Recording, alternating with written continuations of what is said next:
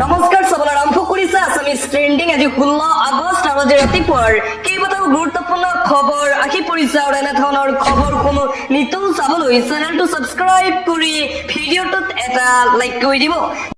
আন এটা অতিকৈ গুৰুত্বপূৰ্ণ খবৰ নিৰ্বাচনলৈ কঁকালৰ টঙালি বান্ধিছে প্ৰদেশ কংগ্ৰেছে 5খনকৈ সমিতি গঠন কৰিছে কংগ্ৰেছে গৌৰৱ গগৈৰ নেতৃত্বত 5খনকৈ বিশেষ কমিটি গঠন কৰি দিয়া হৈছে।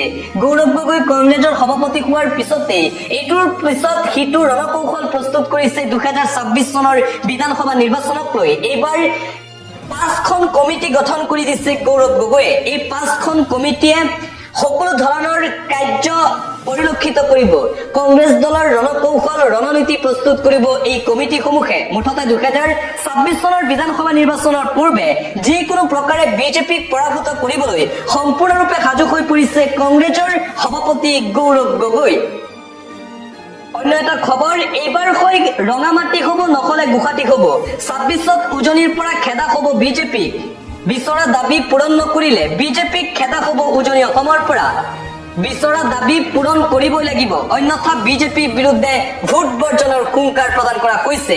6 জনগোষ্ঠীৰ জনজাতিকৰণ এইবাৰ কৰিব লাগিবই, নহলে বিজেপিয়ে ভোট নাপায়। নহলে হাতত হেংদাং লৈ সাজু চৰকাৰক প্ৰত্যুত্তৰ দিবলৈ। চৰকাৰৰ বিৰুদ্ধে তীব্ৰ প্ৰতিবাদী কাৰ্যসূচী। আটাছৰ কেন্দ্ৰীয় সমিতিৰ উপ সভাপতি মনোজ গগৈৰ এই মন্তব্য। বিজেপি চৰকাৰক উজনি অসমৰ পৰা বৰ্জনৰ সিদ্ধান্ত গ্ৰহণ কৰিব যদিহে 6 জনগোষ্ঠীৰ জনজাতিকৰণ নকৰে। এইদৰে চৰকাৰৰ বিৰুদ্ধে যোৱাকালি প্ৰতিবাদ দেখিবলৈ পোৱা গ'ল উজনি অসমত। আন এটা গুৰুত্বপূৰ্ণ খবৰ, যোৱাকালি স্বাধীনতা দিৱসৰ দিনাই হাতত অস্ত্ৰ লৈ একাংশৰ ভয়ংকৰ কাণ্ড সংঘটিত কৰিছে একাংশ লোকে। যোৱাকালি স্বাধীনতা দিৱসৰ দিনটোতে এই ভয়ংকৰ কাণ্ড সংঘটিত হৈছে ৰাজ্যত। হাতে হাতে চোকা অস্ত্ৰ লৈ দিন দুপৰতেই একাংশৰ তাণ্ডৱ।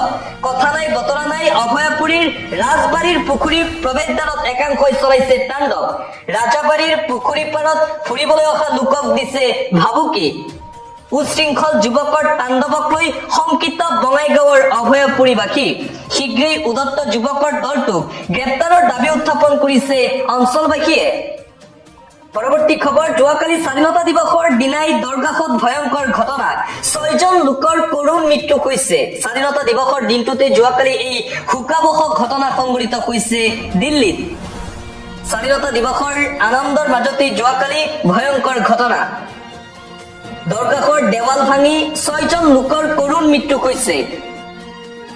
শুক্ৰবৰীয়া নামাজৰ পাছতেই হুমায়ুনৰ সমাধিৰ সমীপৰ দেৱাল ভাঙি এই ভয়ংকৰ ঘটনা। ভয়াৱহ দুৰ্ঘটনাত গুৰুতৰভাৱে আহত 12জনকৈ লোক। দিল্লীৰ নিজামুদ্দিনত এই শোকাবহ ঘটনা সংঘটিত হৈছে। এই ঘটনাৰ পিছতেই সমগ্ৰ নিজামুদ্দিনত শোকৰ ছাঁ। সমগ্ৰ ঘটনাৰ পাছতে এতিয়াও হাহাকাৰ অৱস্থাত দিল্লীৰ নিজামুদ্দিনত। আন এটা গুৰুত্বপূৰ্ণ খবৰ, আজিৰে পৰা টোল গেটৰ নতুন নিয়ম। দেশৰ কোটি কোটি বাহনৰ গৰাকীৰ বাবে এটা ডাঙৰ খবৰ এই মুহূৰ্তত আহি পৰিছে। আজিৰে পৰা টোল গেটত ৰৈ আপুনি আদায় দিব নালাগে টোল কৰ। এবছৰৰ বাবে মাত্ৰ 3000 টকাৰ ফাষ্টেগ ৰিচাৰ্জ কৰক আপুনি। 3000 টকাৰ ৰিচাৰ্জ কৰিলেই 2200টা যাত্ৰা কৰিব পাৰিব। 3000 টকাৰে আপুনি লাভ কৰিব বাৰ্ষিক পাছ। কেৱল ব্যক্তিগত বাহনত প্ৰযোজ্য হ'ব এই নতুন নিয়ম। 3000 টকাত পাৰ হ'ব পাৰিব 200 টোল গেট। এবছৰৰ বাবে 3000 টকাৰে ফাষ্টেগ ৰিচাৰ্জ কৰক আপুনি। আন এটা জৰুৰী খবৰ, 14 আগষ্টৰ পৰা 25 আগষ্টলৈ বন্ধ থাকিব পুৰণি শৰাইঘাট দলঙেৰে যাতায়াত। 12 দিনৰ বাবে যান বাহন চলাচলৰ নতুন নিৰ্দেশনা জাৰি কৰা হৈছে। এটা অতিকৈ গুৰুত্বপূৰ্ণ খবৰ, জৰুৰী খবৰ এই মুহূৰ্তত আহি পৰিছে। পুৰণি শৰাইঘাট দলঙক লৈ আহি গ'ল ডাঙৰ নিৰ্দেশনা। 25 আগষ্টলৈকে শৰাইঘাটৰ পুৰণি দলঙেৰে বন্ধ থাকিব যাতায়াত।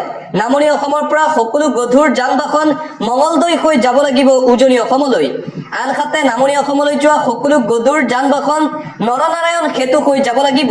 পুৰণি শৰাইঘাট দলঙৰ মেৰামতিৰ বাবে জাৰি কৰা হৈছে এই নিৰ্দেশনা।